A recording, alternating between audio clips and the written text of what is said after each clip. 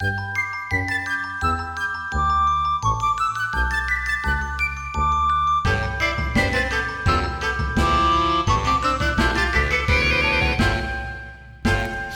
moms won't say. Good evening, everyone, and welcome to Shit Moms Won't Say. Have you ever followed someone on social media that you're like, I think I'm supposed to be friends with that person?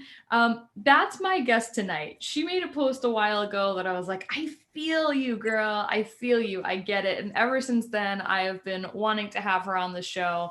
She is a strong ass mama, encouraging other strong ass mamas to be strong ass mamas. She is also a meme queen. She's real funny. Mom of six children. That's like 4 too many children for me. Mary Justice, welcome to my show, although you may know her as Mary Fairy Bowberry, which is very great. Welcome. Thank you.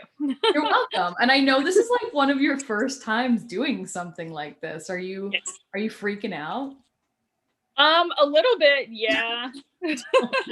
No, please. That was like a loaded question. Don't freak out. People that watch the show are like moms that have good senses of humor or are like trying to catch me saying something shitty. So you have nothing to worry about. You're good. People will respect you after this. I promise. It's my goal is for you to walk away being respected. And if you're not, I'm really sorry. That's okay. Yeah. Well, listen, welcome aboard. Let's jump right in. We'll get into the Big Mom 3 and then we'll get into some other stuff. So first question, the Big Mom 3, and I like kind of hope the answer is yes to this because you have so many. Did you always know you wanted to be a mom? Actually, the question to that is no. I did not want to be a mom ever. No. I'm like, yeah, the total opposite of that. That was not my plan. I was going to be the Sex and the City chick. I was going to, go to New York and live it up. And, well, I got pregnant at 20 and, kissed those dreams goodbye.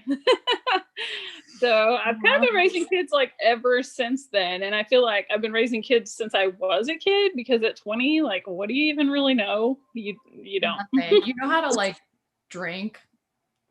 That's it. That's what I knew at 20 is I knew how to drink and like be an asshole. That was it. Oh, I definitely knew how to do those. My 21st birthday, you kind of like dream about that 21st birthday. I'm going to get shit-faced, whatever. No, I was picking out maternity clothes and crying. So, yeah. Happy birthday, Mary. You're pregnant.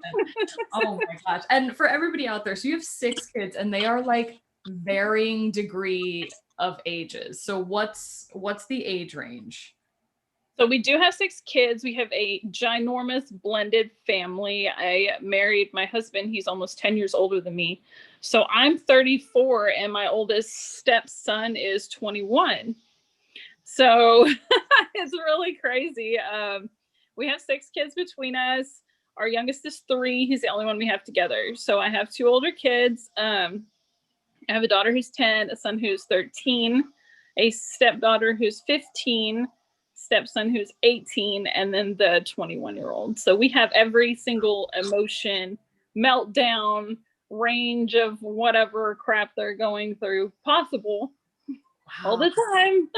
That's a lot. And I definitely want to like dig into the ages of these children. So I'll shelf it for now, but I have a lot of questions because I'm terrified. So second question of the Big Mom 3. What is the shittiest or most backhanded piece of advice you've ever gotten from another mother or parent? Actually, I've gotten a lot of stupid advice in my life. That's but one of the things that really pisses me off is people saying that, moms are supposed to be strong and just happy all the time. And no, that's not true at all.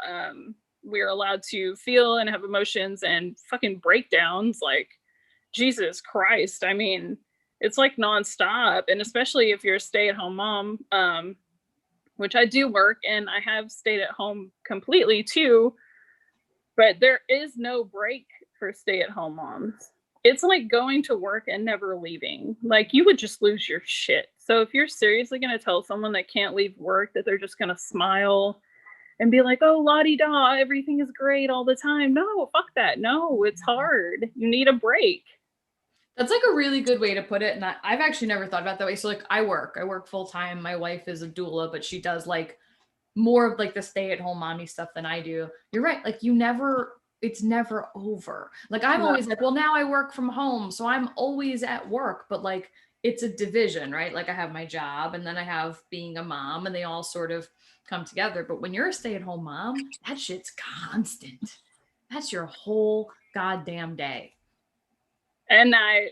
And day, and night. And nighttime. And yeah, and we've like you can't sit on the toilet in peace. Like my toddler, when I'm here, he's sitting on my lap as I'm on the toilet, and it drives me crazy because like my husband will come home and he goes straight to the bathroom. Hey everyone, and then disappears in the bathroom. Closes the damn door.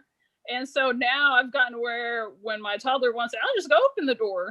Have fun. Welcome to my world. Oh yeah. The only reason why I try to close the door is because I have a 1-year-old, a little bit over 1, and she's like all over the place right now. Everything's like throw this and do this and la. She'll climb into the bathtub while I'm peeing, and like, you know, you got to be able to like really pull her out and like move her. So like the risk of her not cracking her skull open in the bathtub while I'm like midstream, I feel like it's probably better to shut the door. Although it's a luxury that's not afforded. It's a safety concern versus a luxury. And I do still have on the bathroom door until I'm done peeing. And then everybody will be like, why do you pee 40 times a day? I'm like, because I never finish peeing. It's never done. I can never stop peeing because I never get to finish peeing in the first place. So that's it. That's what we got going on. So yes, great answer. Moms cannot be strong all the time. They cannot be happy all the time, because moms, and I want everybody to hear this real clearly, are human beings. Oh my God, that's such a crazy concept. We're just people. Right? We're people, and you can't be happy all the time because then you're fake as fuck. Right. And that's people. I really try to limit those accounts like that I follow. I do not follow the perfect, oh, I have the most beautiful farmhouse, and oh, look at me in my wonderful house with my letterboard of stolen clothes. Yeah, I cannot.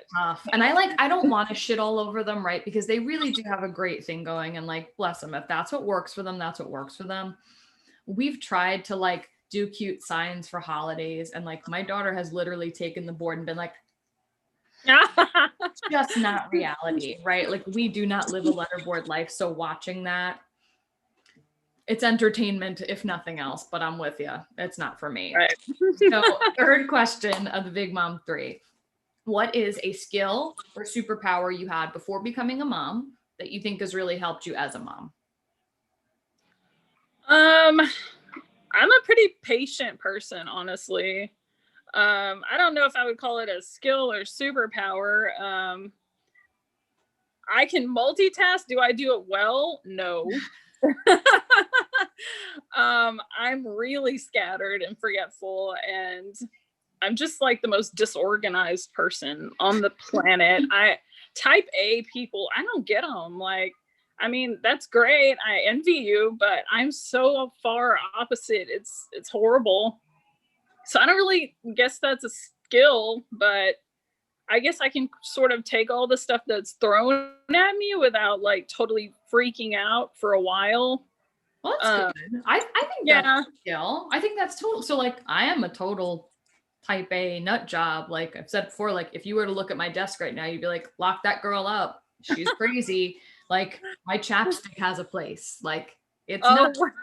Yeah, no, like it's problematic. Like and I know about it, but I think that's really impressive because I don't always handle shit thrown my way. Like spontaneity and me are like not good together. Right. So to have that as a parent, I think is great because you literally can't predict what these little people are going to do. So I'll take that answer all day. It's a good one.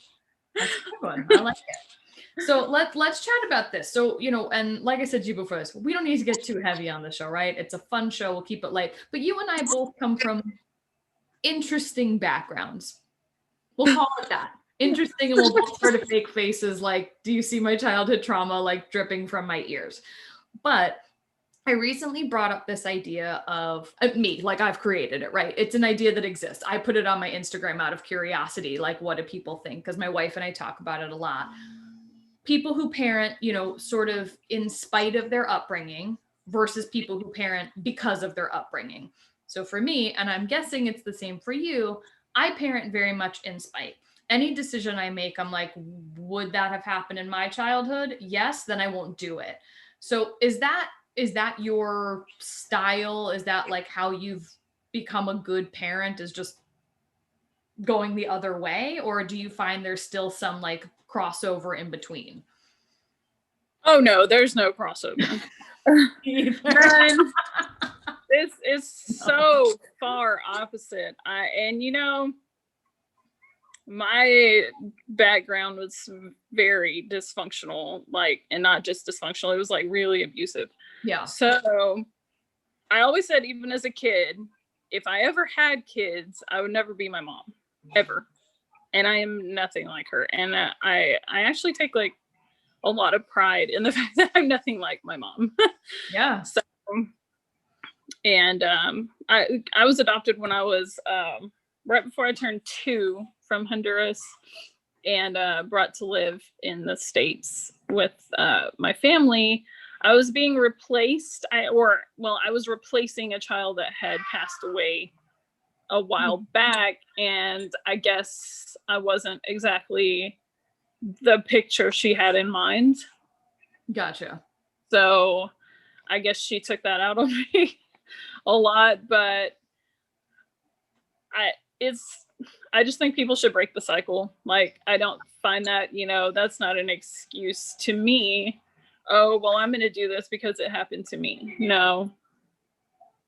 Yeah, I agree. And I think, I always toy with the idea of like, we all have, you have a bigger platform than I do. You have 47,000 followers. Good for you, girl. Like this show's newer, but like we've had some really nice growth and people are following along. And I'm sort of like, do I use this platform for that exact message, right? Like, break the cycle. You don't have to do the same shit your parents did, even if it was little shit that you don't like. You can change it up. Like for me, I come from crazy narcissism, no contact. Like that's where I'm at, like I don't talk to my family. There's a reason for it. If you're watching, there's a reason for it. But I need to make sure I make every effort through self-healing and therapy and all of that good shit that I never do that again, because it's cyclical. So like, again, from your family, I'm sure this is something maybe she experienced and they like back. Everything like this goes so far back. It doesn't just happen, but it can just happen to be the person who breaks it. So I think that's really cool. So you're the first person I've had on that I could be like, you also parent in spite, right? Because I think most normal people are like, well, it's both. It's both. There's some things I don't like that my parents did. And I'm like what? Like what'd they do that's so bad, right? But I think the normal answer is both. It's hard. I guess I don't know. It's sort of hard for me to relate to the sometimes the posts that I see, my friends will do like, oh, me and my mom, we hung out, and my mom is my biggest inspiration and this big thing. And that's great. Like, sure, power to you. I'm happy for them, trust me, but it's hard for me to even comment and engage on those types of posts because that's not anything I ever experienced. I never had a relationship with my mom that wasn't violent. Yeah. I heard for the first time the other day in person, I couldn't believe it took this long. Somebody said to me, they sort of found out the situation. They were like, but they're still your parents. And I was like, oh. And it just gut punched me because I had never heard it directly. I knew that was something that would happen in my lifetime.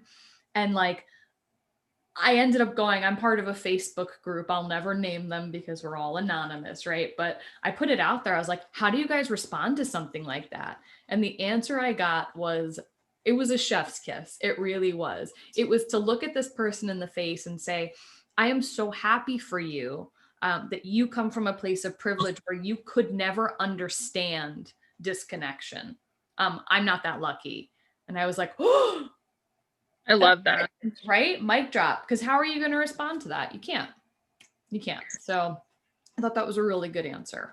But thank you for, playing along with that sort of dramatic episode back there. But you are, in fact, the only person I've had on the show that I knew I could confidently say disconnection in spite. So Definitely. crazy. But it's made us really funny, right? If nothing else, Definitely. like we're really fucking If we didn't have humor, like we wouldn't have had anything. We'd be dead.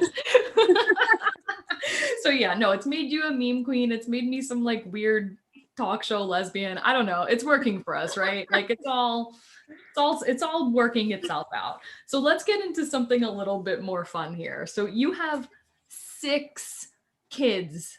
6. So like I said, that's like 4 too many kids for me. I currently have 1. I think I can deal with 1 more.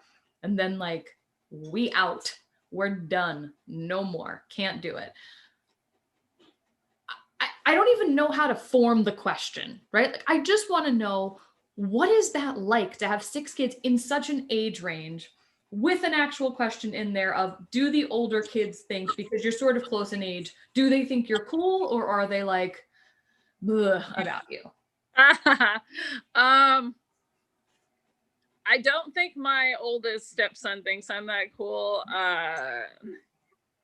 I don't know if everyone has the same type of stepmom issues with the mother of, stepkids that I do. We do not have a relationship, not a good one. It's, yeah. And, I understand that people are going to marry people that you might not like or might not be so happy that your kids are with or whatever, but I've never mistreated my stepkids. I love my stepkids just like I love my kids. But it's always been friction from that side, Of course I get along with my stepkids. I don't know. I think my stepdaughter thinks I'm pretty cool. That's good. You got like 1 for 3. That's pretty good. That's not bad. And I get along good with my the 18-year-old stepson. We don't really see the oldest that often. So we don't have a very close relationship, but it's great whenever we see them all and they're all here. They all have their own, stuff going on. Everything is so different between the age ranges that we have. We've got the toddler meltdowns, and then I've got the preteen that thinks she's, 21. And then I've got my teen son who's into, his armpit hairs and farting. Who isn't? Really? It's a mainstay of comedy. Yeah. So it's very different. Like there's always something. So I mean, I hear your answer of like the Big Mom 3 question 3 of being like, I can take everything that's thrown at me. Like that has to apply to this, right? Because in the same like breath, you have a tantruming toddler and a teenager who's probably like thinking about sneaking out of the house. So how do you go back and forth, or is it just natural to you and you're like, this is my life, so this is what I'm doing? I think it's sort of like, yeah, this is our life. And we've been doing it for a while.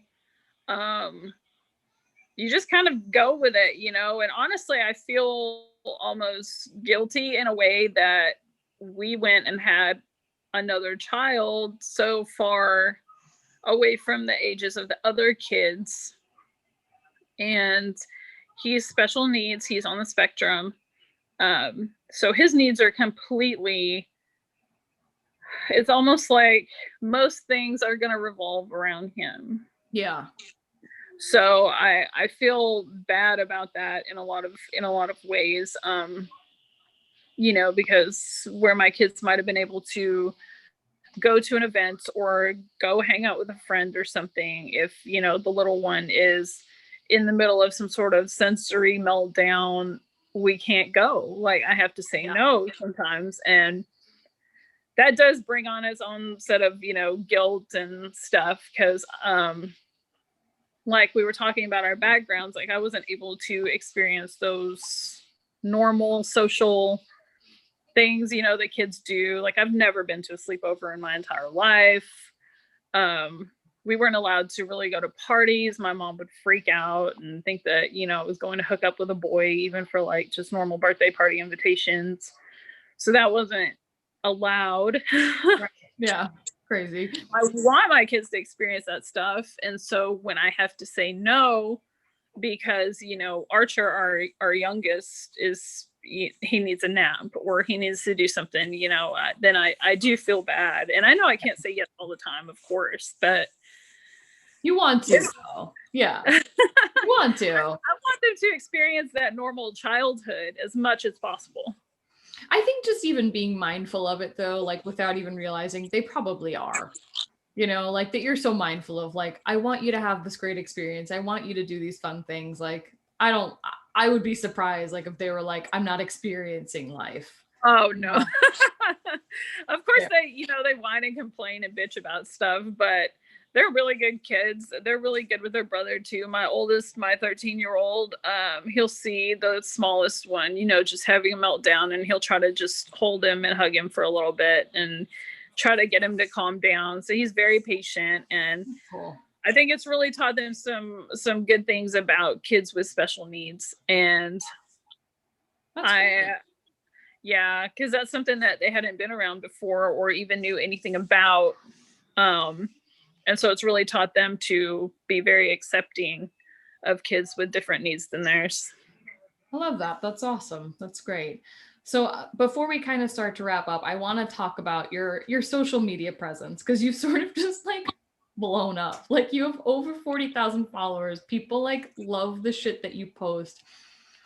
Were you just like one day like, I don't know, I'm gonna just create some fun memes and do this shit? Like, was it just for fun and like it's just taken off, or like, how did this happen? So I created a Twitter, God, years ago, like 6 years ago, posted one thing. My best friend here is in love with Seth Rogen. And so I was like, I'm just going to make a Twitter and tweet this one dude like one time and see if he'll just say happy birthday. Of course, he ignored me. Seth Rogen. I'm looking at you, Seth Rogen. And I never got back on there again until, you know, like 2 years ago now, I think. And then I just posted, I don't know, I just like on a whim one day was like, I wonder what Twitter's like. I was really lonely. I was, you know, here at the house with my youngest son. I'd had him, and there was like no adult interaction whatsoever. I would see my husband when he got home at night, and that was it. That was it for adult interaction.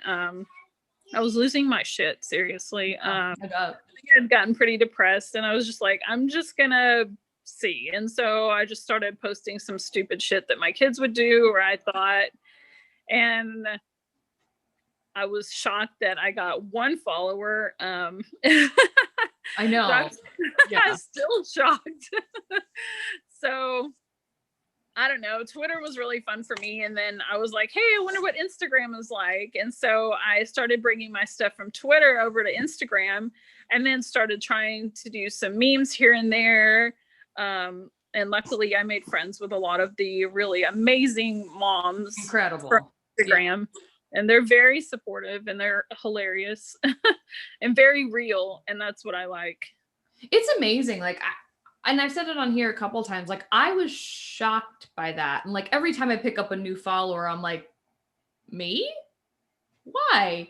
But like, the moms in this community are insane. They're amazing. Like, they're such like good, down to earth people. Like, some of these women have 1 million followers, and in the same breath they'd be like, yeah, but fuck that bitch, right? Like, they're so normal. Like, that's what's been really fun finding. Like, I had no intention of understanding this community in any way, shape, or form when I built the show. I never thought I would like be chatting with Instagram moms. It wasn't like the intention. Learning that world is really, really cool, because you guys are all very supportive and very nice, you know, and very like interested in helping one another, which is why the show was built, right? Because moms are bitches to each other. So to see a community of women that have 40,000 followers, 500,000 followers, whatever it may be, all saying, yeah, whatever, like we all do fun, different things. We all support each other. That's incredible.